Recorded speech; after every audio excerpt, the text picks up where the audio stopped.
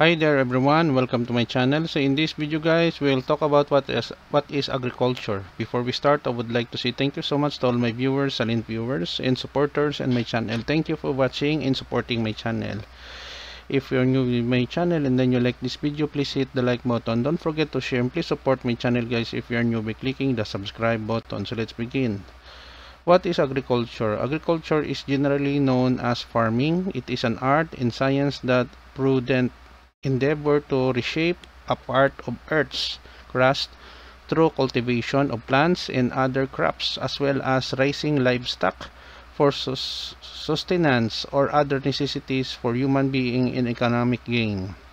Okay guys, so this is the end of my report on what is agriculture is all about. Thank you so much for watching my videos. If you like this video, please hit the like button. Don't forget to share and please support my channel guys if you're new by clicking the subscribe button.